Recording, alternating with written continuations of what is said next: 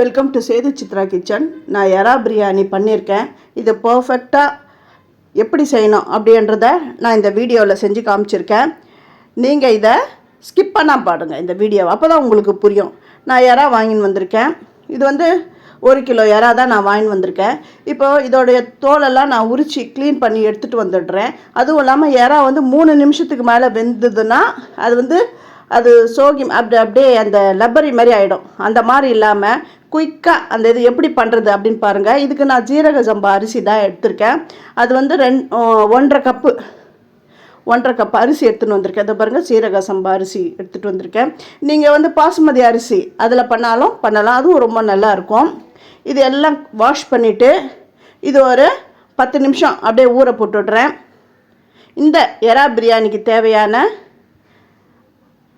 இஞ்சி பூண்டு எடுத்துக்கிறேன். இதை பேஸ்ட்டு பண்ணிக்கிறேன். ஆனால் இது பேஸ்ட் பண்ணும்போது ஒரு சின்ன சீக்ரெட் நான் சொல்கிறேன். இதுதான் எல்லா பிரியாணிக்கும் நீங்கள் பண்ணும்போது இந்த மாதிரி மெத்தடில் நீங்கள் பண்ணுங்கள். பட்டை, லவங்கம், ஏலக்காய் இது ஒன்றா சேர்த்து போட்டு நம்ம நல்லா பேஸ்ட் மாதிரி அரைச்சி எடுத்துகிட்டு வந்துடணும்.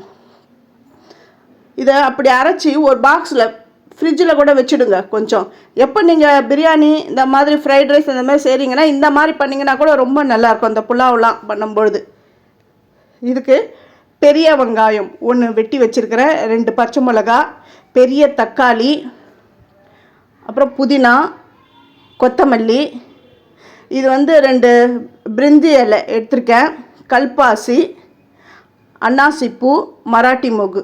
ஏன்னா பட்டை, லவங்கம், ஏலக்காயெலாம் நம்ம இஞ்சி பூண்டுலேயே போட்டு நான் அரைச்சிட்டேன். அதனால் நான் இது வரையும் நான் எடுத்துக்கிறேன். எறாவை நல்லா வாஷ் பண்ணிவிட்டு மஞ்சள் தூள் போட்டு கழுவி நான் எடுத்துன்னு வந்திருக்கேன்.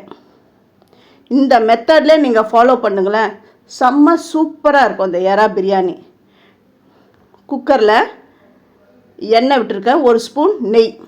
ஏன்னா நீங்கள் நெய் விட்டு ஒரே 1 ஸ்பூன் தான், நான் ரொம்ப விடலை, இன்னும் நல்லாயிருக்கும்.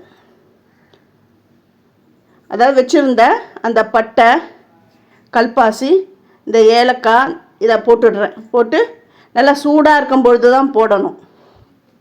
எண்ணெய் சூடாக இருக்கும்பொழுது அது போட்டால் அது நல்லா பொரிஞ்ச உடனே வெட்டி வச்சுருக்கிற வெங்காயம், பச்சை மிளகாய் இதை போடுறேன்.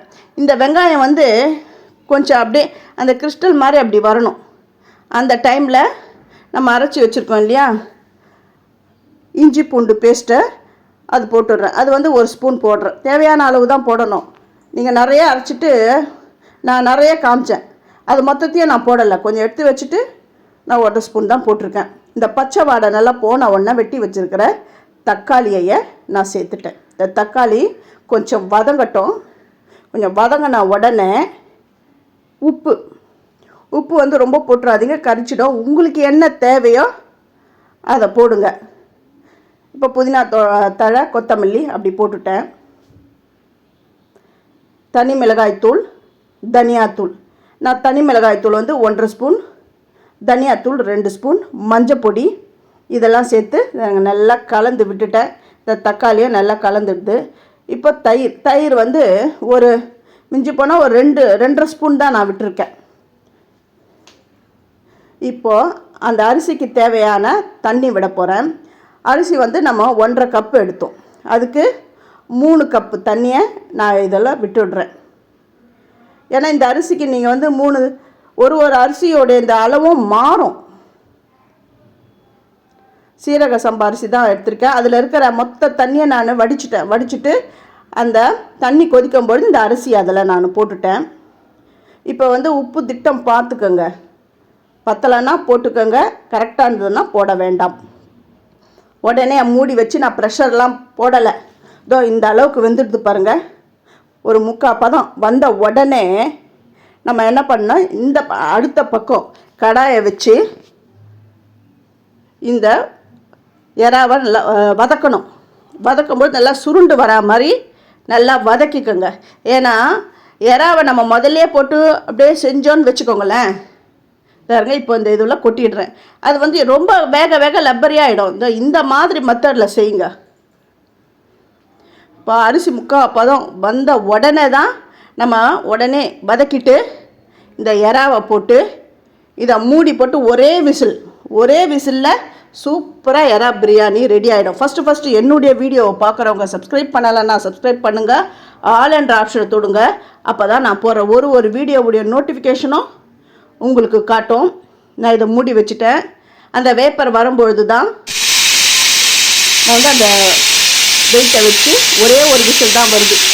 வந்த உடனே அந்த வேப்பர் போன அப்புறம் தான், அந்த ப்ரெஷர்லாம் போன அப்புறம் தான் திறக்கணும். திறந்து பார்த்திங்கன்னா சூப்பராக பிரியாணி ரெடி ஆகிடும். பாருங்கள் எவ்வளோ, அதுவும் குழையாமல் கரெக்டான மெத்தடில் பிரியாணி சூப்பராக ரெடி ஆகிடுது. அடி எதுவுமே பிடிக்கல பாருங்கள். கரெக்ட் மெத்தடில் இப்படி தான் பண்ணணும். இதை நீங்களும் உங்கள் வீட்டில் செஞ்சு பார்த்துட்டு எனக்கு எப்படி வந்ததுன்னு கமெண்ட் பண்ணுங்கள். நீங்களாம் கமெண்ட் பண்ணால் தான் அது எங்களுக்கு வந்து ஒரு உற்சாகமாக இருக்கும். சூப்பரான எறா பிரியாணி ரெடி ஆகிடுது. தேங்க்யூ.